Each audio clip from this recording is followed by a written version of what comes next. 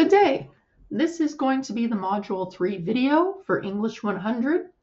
In this module, we are focusing on the mechanics of writing, especially for academic writing and the requirements of that.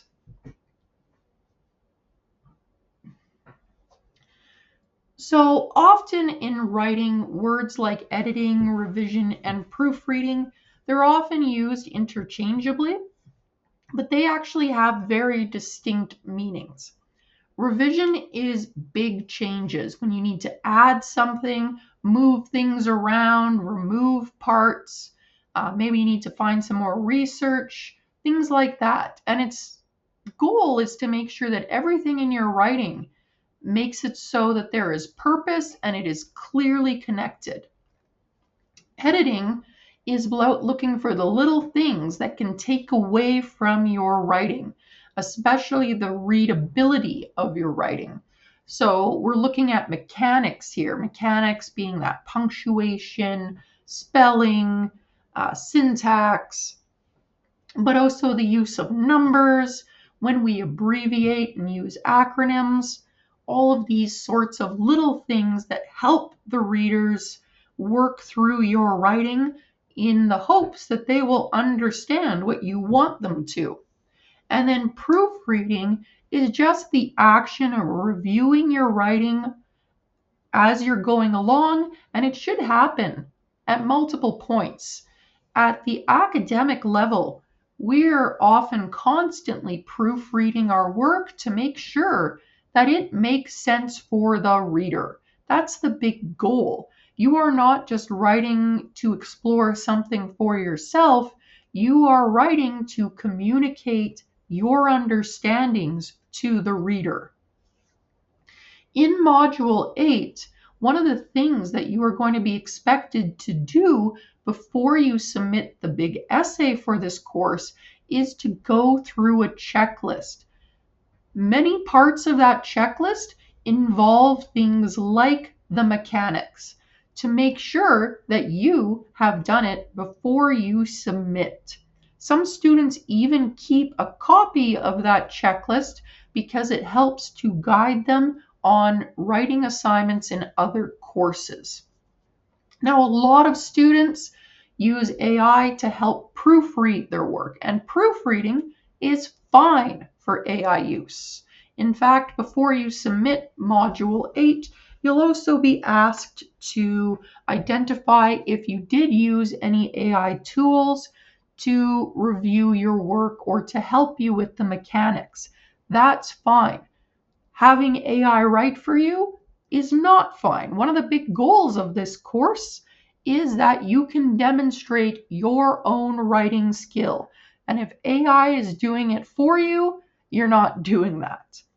There are many tools out there. If you go under the support section of the Moodle and go to the section on writing help or even online AI tools, there are pre-approved lists there of tools that can help you with aspects of mechanics.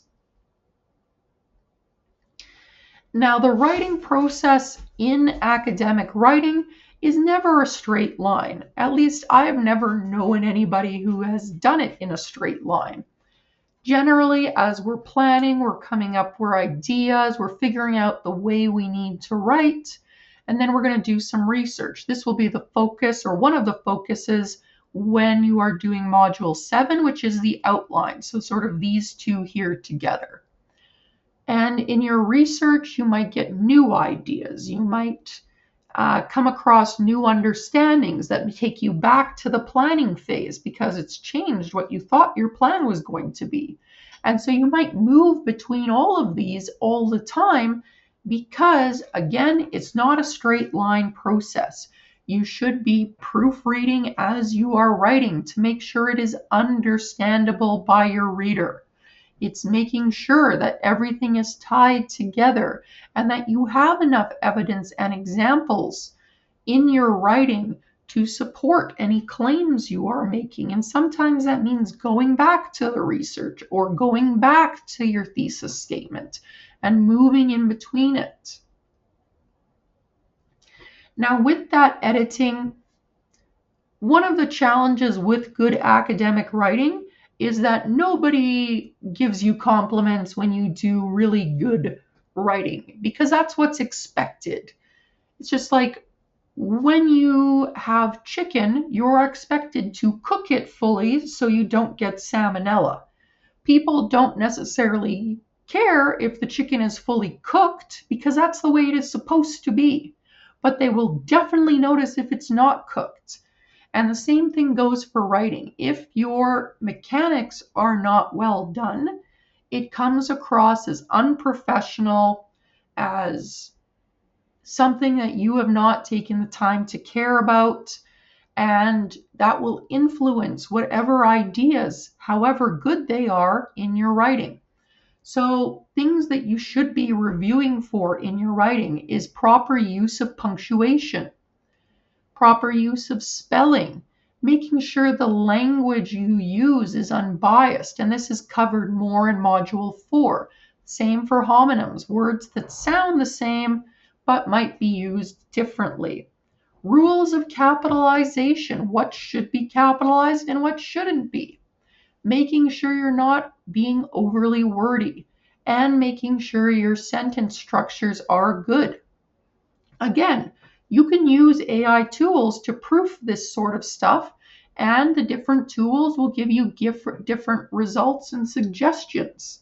So make sure you're using them. Make sure you also record which ones you use so that when you are asked to disclose that for your essay assignment in Module 8, you can do that. Your word processor also has many tools. And what I have here is Microsoft Word. I'm showing you that because regardless of what type of computer you have, you all have access to Microsoft 365 through your Portage College accounts.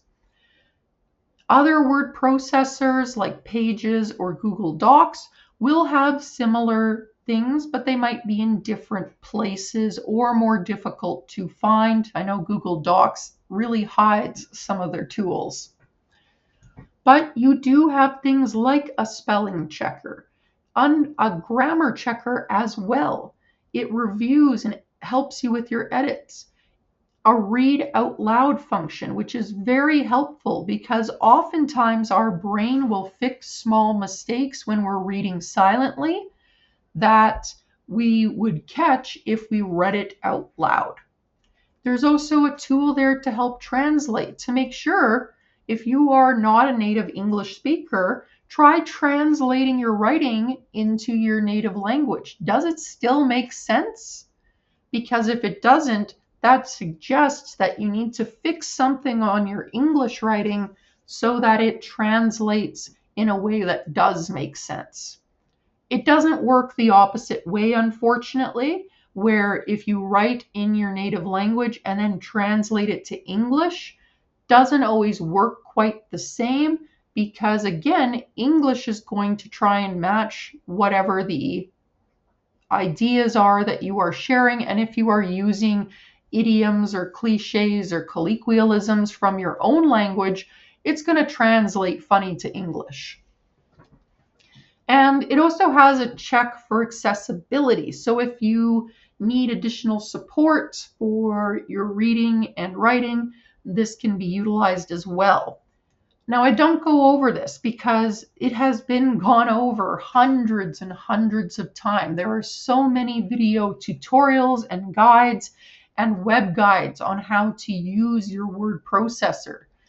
You have to take the initiative to look up that information for yourself if you are not familiar with how to use it. Now, also on the Moodle, I have a longer version of this. If you go under supports, there is something called keyboard shortcuts. I share this because it surprises me after all these years how many times students say they don't know that these things exist, and they can make your writing and use of your word processing application much easier. So if I want to make sure all the fonts are the same in what I am writing, I will hit Control A in my document, so it will highlight every single thing in my document. And then I can change my font, and it will change the font for everything. Copy and paste. Many people know about copy and paste. You can also cut and paste. So cutting removes it completely. Copy does what it says. It makes a copy. Saving, to save quickly, and I do recommend saving often, especially if you are working in an offline version of a word processor. A lot of the online ones have constant saving, so it's a lot safer. But I know, as somebody who grew up in the age where we didn't have the cloud and we didn't have those things, you better make sure you save regularly, because if your computer crashes, you might lose what you've been writing. A lot of students also don't realize that there's an undo feature. You can hit Control Z and it will undo whatever you did last.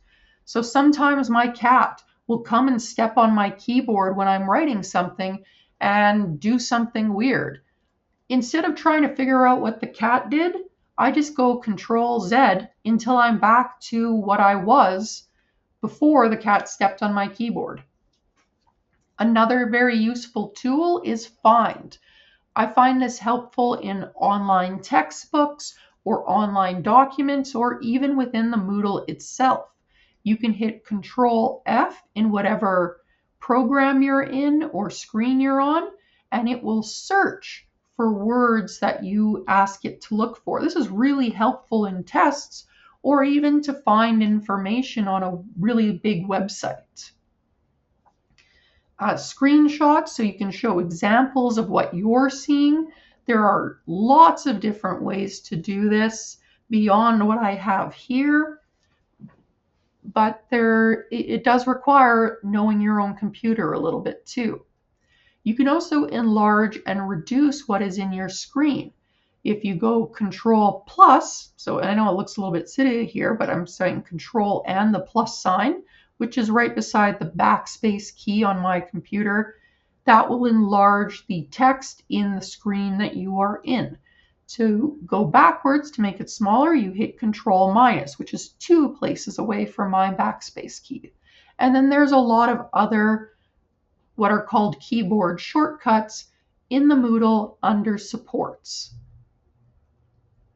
Now, there are some rules you need to know about how to deal with numbers in your writing. A very common thing that students will do is they'll just use the number symbols when they should be writing out the words for numbers. So, in general, if you're dealing with mathematical information like measurements or statistics or percentages, you can use the number symbols. But if you're doing things like ages or grades or any numbers that would only be 1 to 2 syllables to speak, you have to write those out in words. So I would not use the numbers for 10. I wouldn't go 1 and then a 0. I would write out the word 10 when I'm talking about age. This is common. And we also do this for some fractional amounts as well. You also should not begin or end sentences with any number symbols, because that can make the reading look confusing. Now, in terms of punctuation, our punctuation and how it's used changes from language to language. Even in other languages that use the same alphabet, there is often different punctuation rules. So Spanish, which uses the same alphabet as English, has some differences in how they use emphasis or question marks. They have the inverted versions here, like for que. French and some other language, instead of using what we see as quotation marks, uses these guillemets. And in other languages, the punctuation might exist or be different completely. So in Japanese, we end sentences with an open circle, not a solid dot like we have with the period. In Arabic, we might also see that there's guidance for pronunciation based on the punctuation that's used.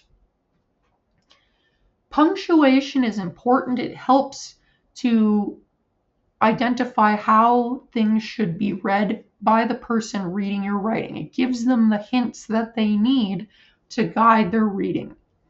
And how we punctuate can also change the meaning of our sentences. So in this here, I have 4 sentences. They all have the same words in the same order, but they are punctuated differently. What is this thing called, honey? Is asking the question to somebody you have a pet name for, pet name being honey. When you're asking them what something is called, what is this thing called, honey?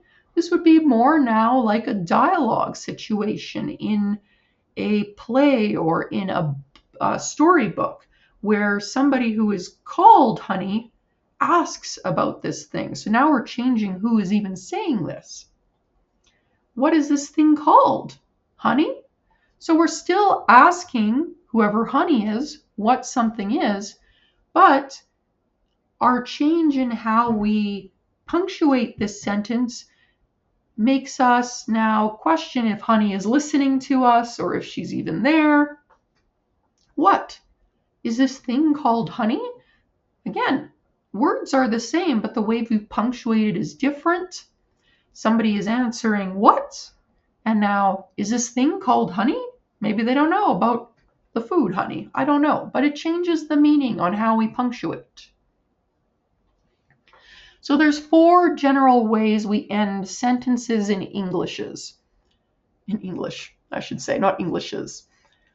And of those 4 ways, we really only use one in academic writing. We use the period to end sentences predominantly in academic writing.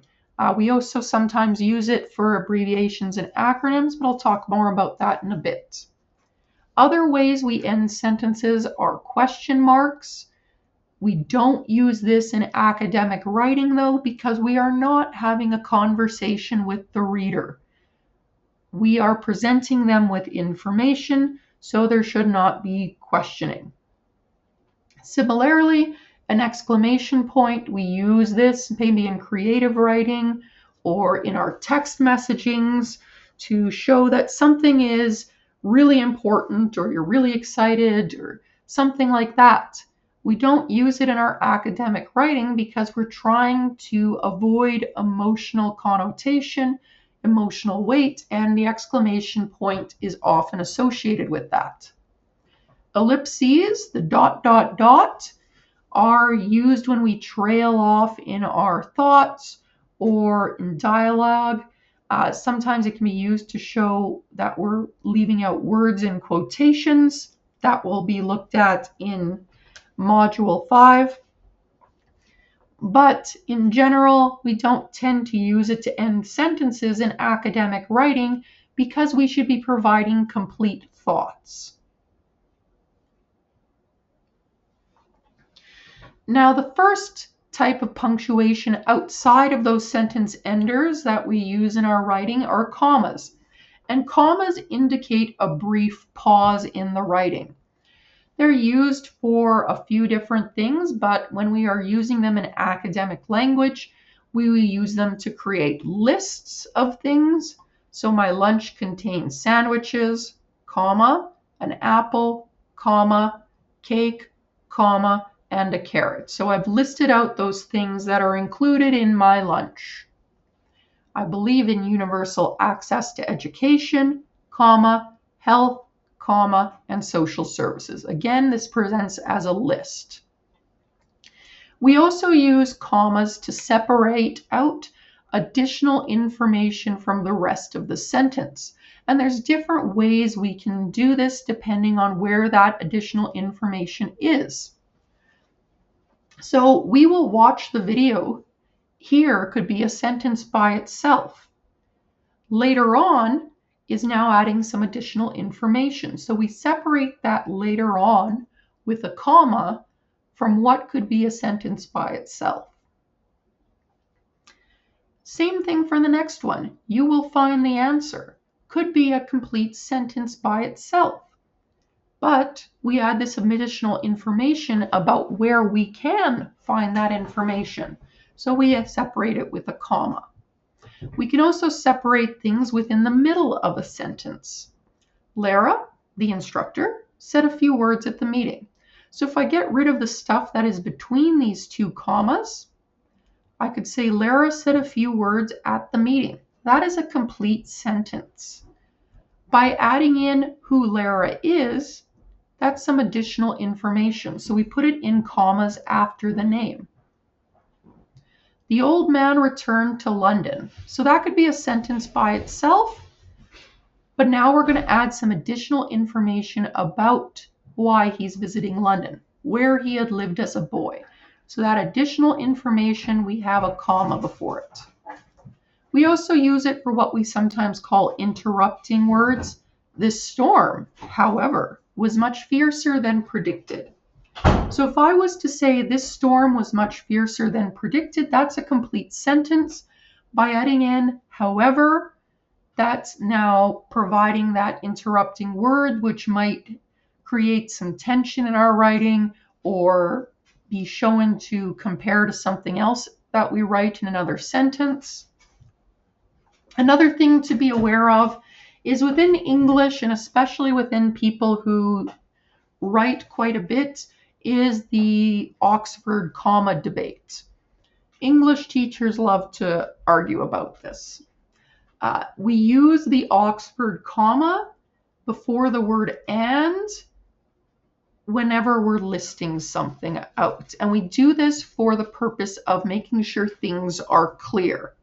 So if I want to go visit my two friends, Jake and Oliver, and their dogs, I would write out, I went to visit the dogs, Jake and Oliver. And here we have a comma after the word Jake.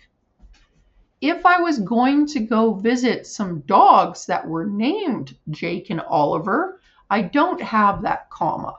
I went to visit the dogs, Jake and Oliver. And so in this case, getting rid of that comma changes the meaning. So now those are the names of the dogs. They're not people I'm visiting.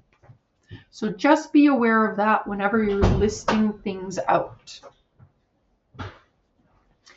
Other places commas are used, and we'll see this a little bit more when we look at syntax in Module 6, is when we join two things that could be sentences by themselves with a coordinating conjunction, which is words that are used to connect.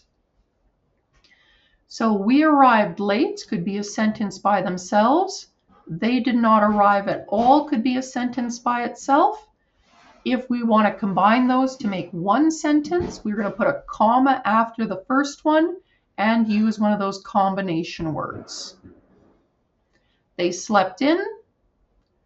They were not late for work. Both of those could be sentences by themselves. We can combine them by using a comma and then one of those coordinating conjunctions.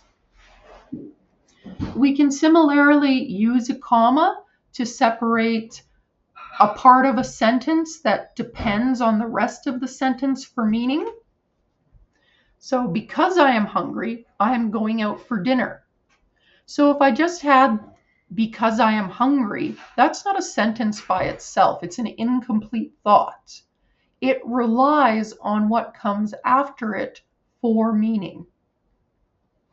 When you get home, again, not a complete thought. It relies on what comes next for the meaning, so we put a comma after it.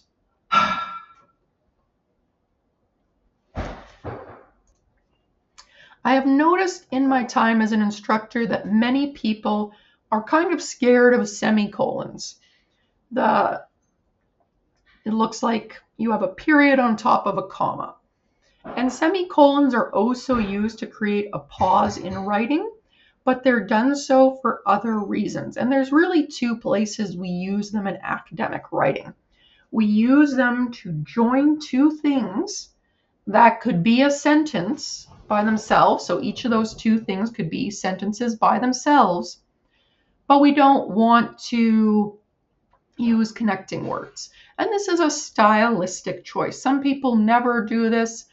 I use it because I know how to use it. So here I have two things that could be sentences by themselves. I was born in Canada. My sister was born in Pakistan. These could each be their own sentences. Because they are related information, I could also combine them by putting a semicolon between them instead of putting a comma and a connecting word. The other place we use semicolons in academic writing is when we're listing things that already have commas involved. So here I have the airline has flights to Madrid, Spain. So this identifies the city and the country. And because we're doing that, we have a comma in between them.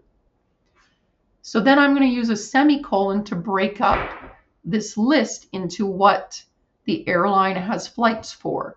Frankfurt, Germany. So Frankfurt is in Germany. And London, England. So semicolons we can use for lists where we also have to have commas already involved. This does change the meaning a bit. For example, I have two sentences here, same words. In both of them, punctuation is a little bit different. In the first one, it says, I went to. So here's the root of the sentence. I went to London. I went to Ontario. I went to Sydney. I went to Nova Scotia, and I went to Spain. So all in all there's 5 different places. Some of them are identified as bigger than others. So London, you're probably thinking London, England, because that's what most people think about when they think of London.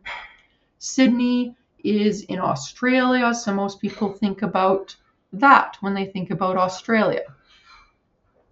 However, if I meant to say that I went to London, Ontario, a city within Ontario named after London, I'm going to use a comma between London and Ontario and then use a semicolon. If I'm talking about the city of Sydney within Nova Scotia, so there is a city within Nova Scotia called Sydney, I'm going to use a comma between Sydney and Nova Scotia, and then there should be a semicolon here. And Spain. So in this case, I went to London, Ontario, I went to Sydney, Nova Scotia, and I went to Spain. So here, I've only visited 3 places comparatively. Colons. In academic writing, we, again, only have a couple places where we really use colons. We might use it at the end of a clause to introduce a list. So I will bring the following items, colon, and now I present my list. I have 3 close friends, colon, and then you list them.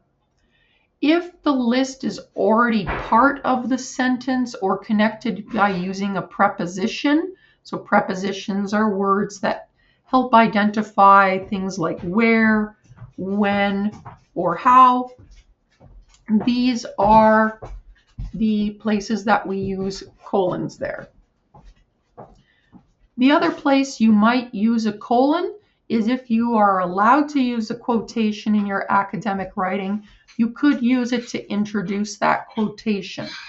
So Shakespeare explains, and then we have the colon here, oh, how full of briars is this workday world.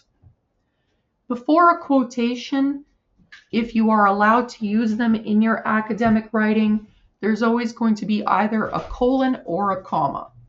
There are certainly many other places we use colons, though. We use it to relate time, for ratios in math, within verses that are part of larger texts, where there are titles with a subtitle, in correspondence, and there's lots of other places they are used. But when it comes to academic writing, this tends not to be ingrained that much. Apostrophes. Apostrophes, first and foremost, are used for contractions when we combine 2 or 3 words together into one word. But because we do not use contractions in academic writing, you instead would write out what these words are supposed to be. So instead of it's, you would write out it is. Instead of don't, you would write do not. So you should not be using contractions in your academic writing. Where you might use it is when you're indicating some kind of possession, or I prefer the idea of relationship between things. So if I'm saying that the car belongs to that driver, I'm using the driver's car. And here's that apostrophe showing that the car belongs to the driver. The children's hats.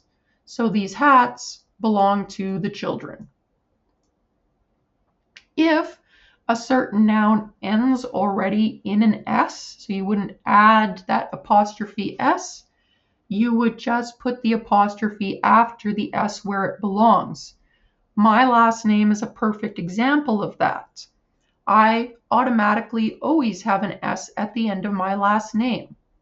So if I was talking about my house, there are a few people in my house who have this last name. So I would say this is the Ripkins' house. And you notice how I went Z at the end of Ripkins'.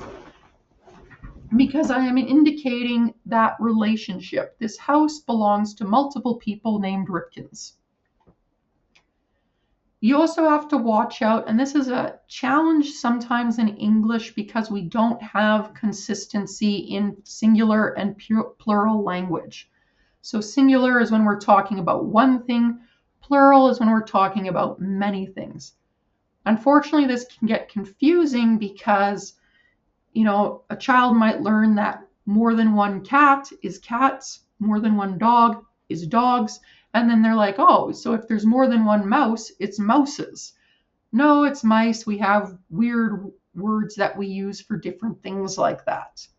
So if you, for example, if you have multiple cats in your house and they all share their toys, we're going to put the apostrophe after the S here to indicate that these toys belong to all the cats.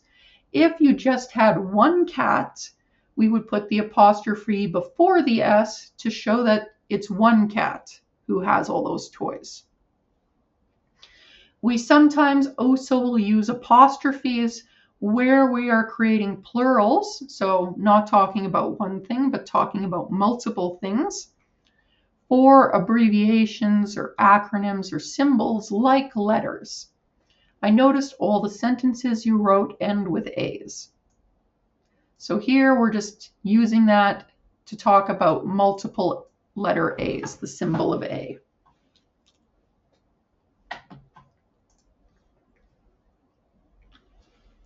Hyphens and dashes. I teach these together because we are in the 21st century. We're writing on computers. We don't necessarily need to know the distinction between a hyphen and a dash. It used to be the case that people did. So, and it was based on their length. So a hyphen is the shortest one, usually used to connect words, either as a compound word or for modifying a word.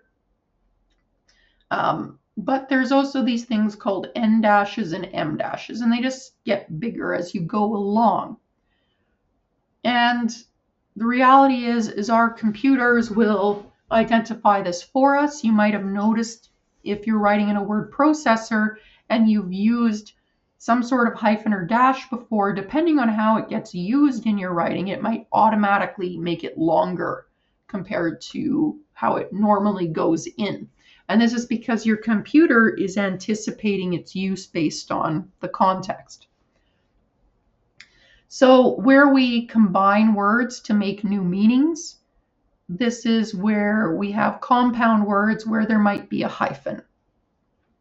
So the word right is often juxtaposed to the word left.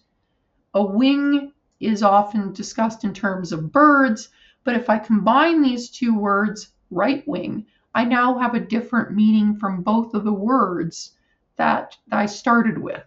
So we might use a hyphen to combine those. Writing is a never-ending task. Same idea, never an ending have meanings on their own. We're creating a new word here that has a different meaning from those originating words, so we use a hyphen. Now, sometimes this is difficult because in English, some compound words use hyphens and some don't.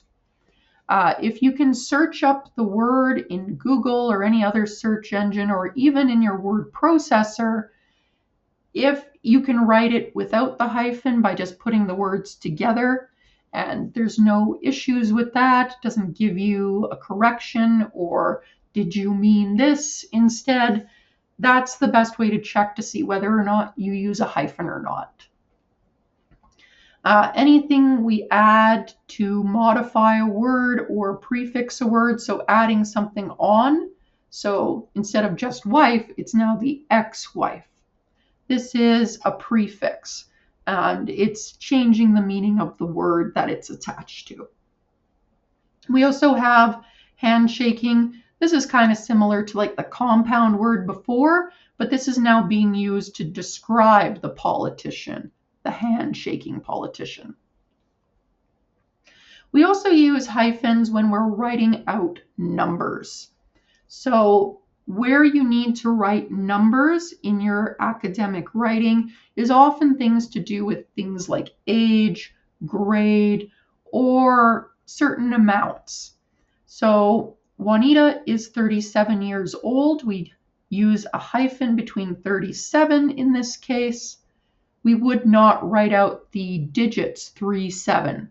This is a place where we write out the words for the numbers. She ate 2/3 of the pie.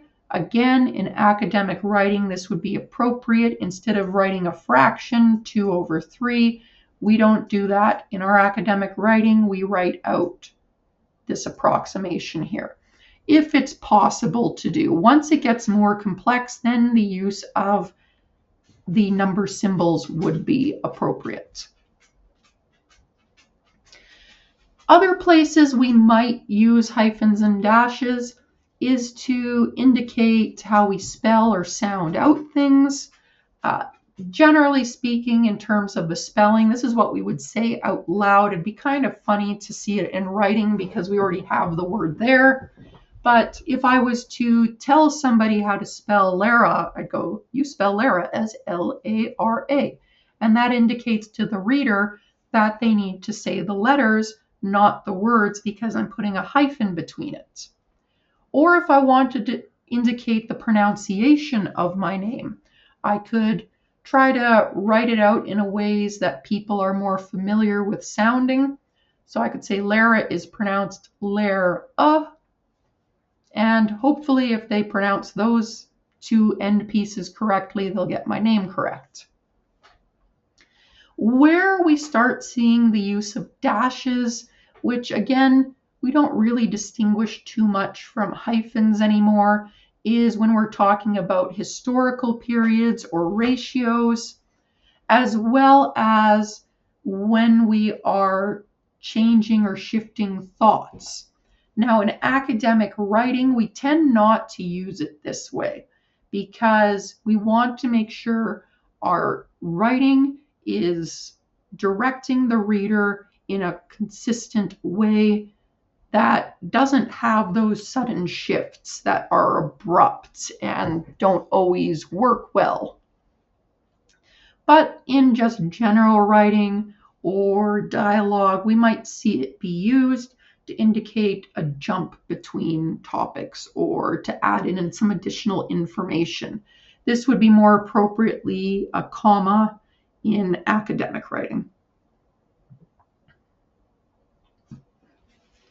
Now, some other things we need to be considerate of when it comes to our mechanics are things like capitalization. And capitalization is something that is specific to the alphabet we use here. And even with that, the rules change depending on the language. So in German, every noun is capitalized. We don't just capitalize specific or what we call proper nouns in English. All nouns are capitalized. Some languages, because they're written in different symbols or different ways of writing, they might not have capital letters. They just have, a simple one script means the same. And for writing systems that use what's called a syllabary or a script, we often don't see capitalization either because there's not this uppercase or lowercase. In some First Nations and Inuit languages, when they are using what we call the Roman orthography, what we call our alphabet, if they're using that to indicate how it would be read in English, sometimes they put everything into lowercase, so they don't use capitalization, so that it shows that no word is more or less important than the others. However, one of the things that does happen in English is bicameral, which means we have upper and lowercase letters, which means we have rules around those letter uses. And English uses capitalization for two major reasons. One, they use it whenever you're starting a sentence, and English capitalizes when we want to show that something is significant or important. But we don't just get to decide if something is significant or important. There are lists that identify this for us.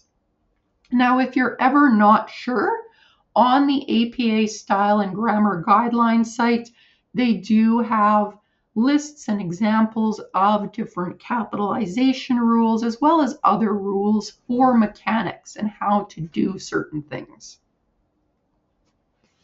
So in general, when we're using English for academic writing, we're always going to capitalize the first word of a sentence. We're going to capitalize any titles, ranks, person's names, or proper nouns. So proper nouns are these words that would be a title or have a special significance. So titles like a pastor, an elder, and I'm talking here about an elder in a First Nations, Métis, or Inuit community.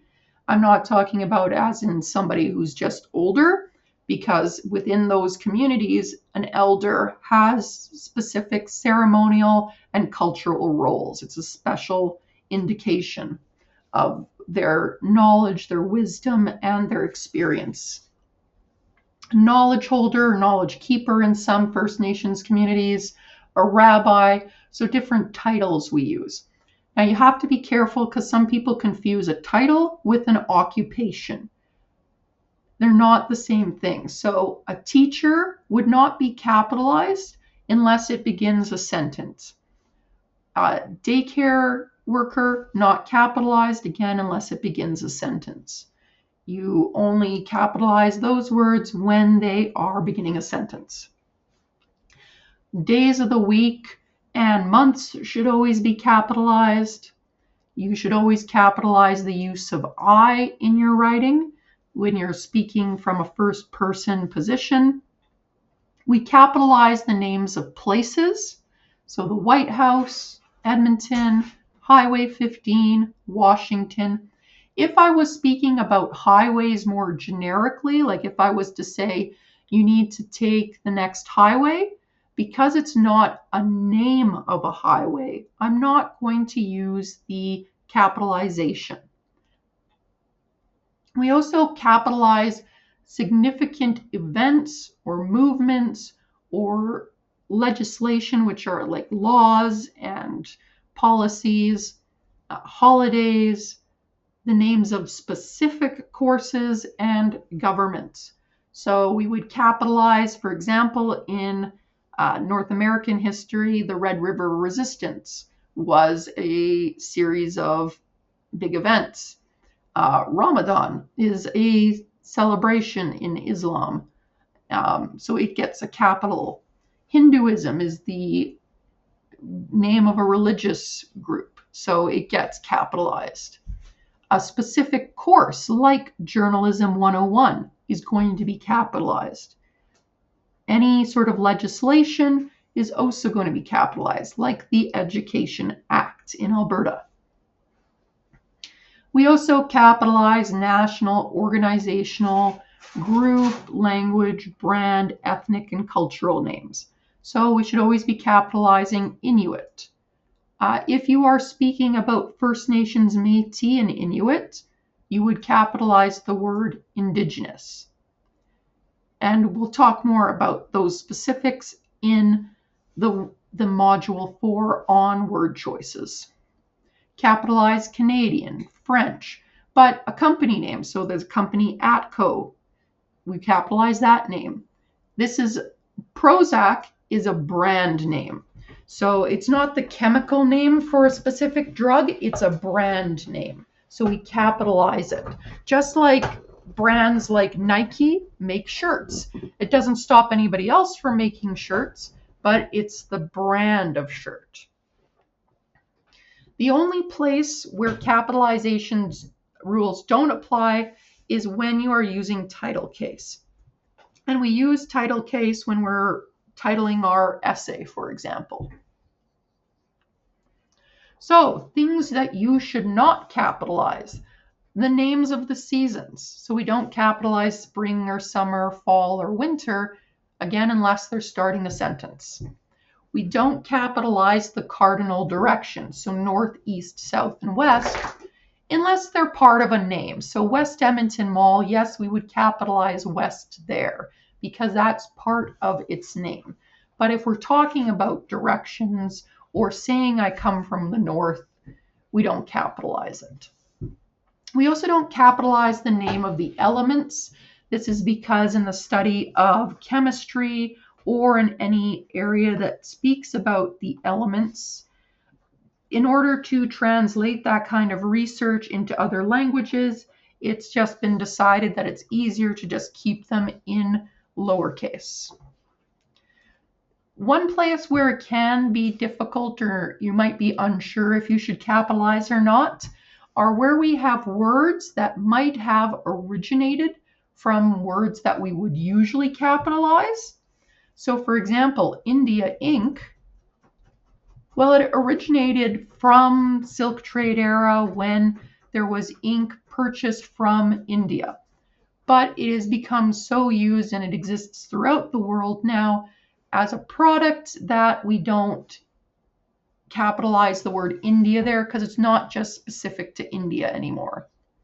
The word biblical, the root word of it is Bible, which we would capitalize as a specific text.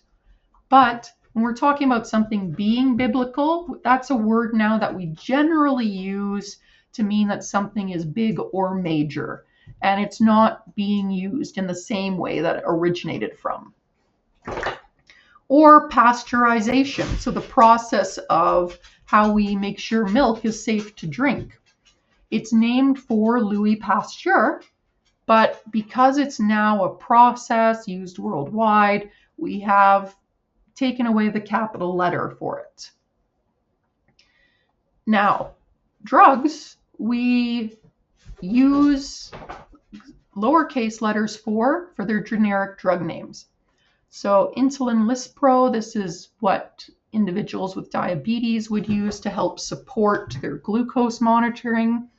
Fluoxetine is a drug that's used for several things, and one of its brand names, so one of the ways it's sold, is as Prozac. And if you remember from the last slide, Prozac we would capitalize because it's a brand name. This would be its generic drug name. Another place I see students frequently capitalize when they shouldn't are for diseases and disorders. So we don't capitalize autism spectrum disorder or anorexia nervosa or lung cancer. The only time we capitalize it, aside from beginning a sentence, is when there is a name connected to it. So Alzheimer's disease is named after the person who did a lot of research on this disease, so we still keep that capitalized. Rett syndrome similarly is named for the person who did a lot of research on it. But for most diseases and disorders, we don't capitalize. We also don't use capitalization for words that have very generic or general meanings. So even though the Big Bang Theory could be considered a big event, it's not specifically going to be used in that way because it's not just one thing. When we actually look at this, it's actually a series of things happening, and it's just used to talk about the theory. So we wouldn't capitalize it. Similarly, for Arctic climate, we're talking about very general things here. We don't capitalize the word after a colon when a colon is being used in a sentence. We would for a subtitle, but not for a sentence. And we don't capitalize the name of general subject areas, with the exception of languages like English is a language, so we always capitalize that. But if you were taking a history course, you would capitalize the name of the specific history course. So maybe it's History of the Americas or something like that. That would get capitalized. But if you're just talking about history generally, we don't capitalize it. Again, the exception to this is the use of title case. Title case is where we capitalize all the main words in something, and it is used, not surprisingly, in titles. So when you are doing your outline and essay in modules 7 and 8, you will be providing a title for your essay, and you will write that in title case, where all the words except for what I often call just the connecting words, but articles, prepositions, and conjunctions, those ones we don't capitalize. Now, abbreviations and acronyms. APA treats these two things as the same because technically acronyms are a special type of abbreviation. But ultimately, we're looking for shorter forms of things to use to make our writing simpler. So we might use GOV instead of government. That would be an abbreviation. Acronyms are where we often use the first letter or letters of a word in a phrase to shorten it. So where we use PTSD when we are talking about post-traumatic stress disorder. In APA, we generally don't use periods between the letters, so we wouldn't go P period, T period, S period, D period. And the general requirement is that you are expected to fully write out words and phrases unless either that those words or phrases are in the dictionary. So AIDS, autoimmune deficiency syndrome, is often just known as this acronym, so we could use that. IQ is also in the dictionary. It stands for intelligent quotient, so we could use that. We can also use the abbreviations for measurements where we need to talk about measurement, so things like kilograms or centimeters. The Latin abbreviations, which I'll get to in a moment, we can use those within parentheses. And the other place where you can use it generally is if you have a group author for citation. This would be something we talk about more in Module 5 when we're talking about APA citation and referencing. If you do want to use an acronym within your writing to simplify the process, the way you have to do it is spell it out first with the acronym in brackets following. So like I have in the example here, according to the Alberta Teachers Association, and then right after that Alberta Teachers Association, I have in brackets here ATA. So now that I have done that, I can just use ATA later on instead of writing out Alberta Teachers Association. So later on in this, I have while the ATA. So now I can use that, but you first have to write it out fully and put the acronym you want to use in brackets behind it.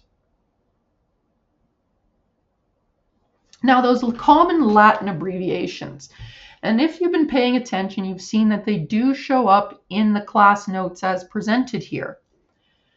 When I give examples, for example, I'll use EG.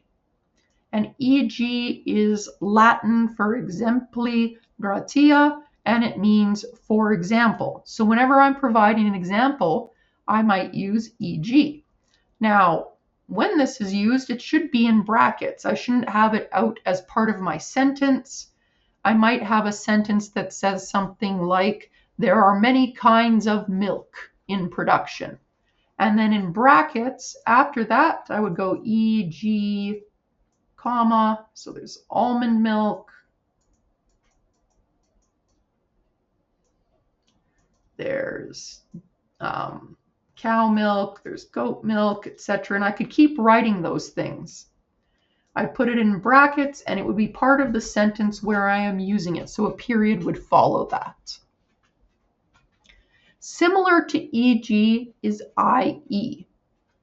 means it ist in Latin, and that is. And this is where I want to provide an explanation. So for example, if you're using a word or a term that isn't perhaps very well understood, or you want to define it, you would, and again, in brackets. It shouldn't be part of the writing outside of the brackets. So if I was to say, people really enjoy mockumentaries, then as part of that sentence, after I say that, I could go i.e. movies that make fun of documentaries. So I would provide an explanation in my brackets, close the explanation, and then have a period at the end because it's part of that sentence. Etc. Etc. is pretty well known. We know it to be providing a list of examples. What some people don't know, though, is that the examples you're listing are non-people examples. So you could list the different colors of socks you have. You could list the movies you own, but you wouldn't list the researchers, for example, on a project, because those are now people. This one also should be within brackets. You should not have this outside of the brackets. So if I'm going back to my examples up here with different types of milk, almond, cow, goat, and I might not want to go on forever. I provided some examples, so I might go etc., etc., period. Okay, still within those brackets.